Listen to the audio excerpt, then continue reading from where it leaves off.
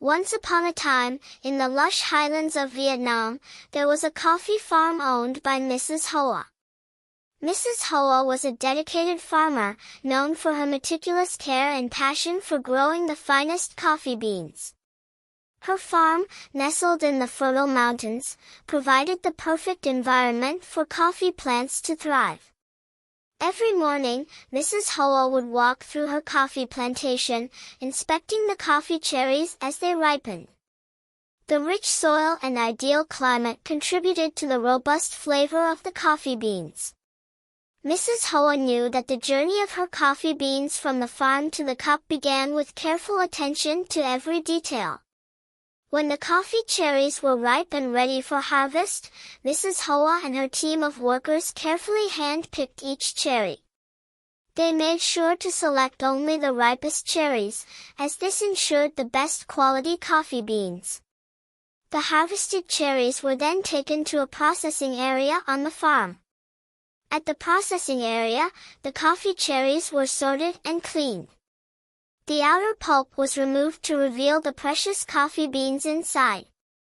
Mrs. Hoa used the traditional wet processing method, which involved fermenting the beans to enhance their flavor, followed by washing and drying them under the warm sun. The drying process was crucial, and Mrs. Hoa made sure the beans were dried to the perfect moisture level. Once the beans were properly dried, they were hulled to remove the parchment layer, leaving the green coffee beans ready for export. The beans were then sorted again, this time by size and quality.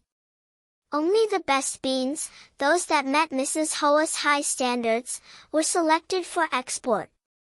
The green coffee beans were packed into burlap sacks, each labeled with information about the farm and the origin of the beans. These sacks were then transported to a nearby port. At the port, the coffee beans underwent a thorough inspection to ensure they met international standards for export. Once approved, the beans were loaded onto a cargo ship. The cargo ship, equipped with special storage facilities to preserve the beans' freshness, set sail across the ocean. The journey was long, but the beans were carefully monitored to ensure they arrived in perfect condition. Mrs. Hoa's coffee beans were on their way to roasters in distant lands.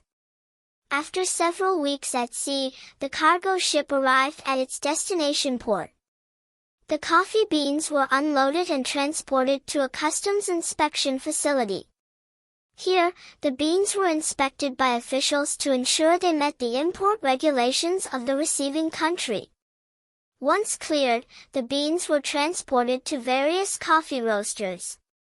At the roasters, the green coffee beans were transformed into the aromatic, roasted coffee that people around the world love.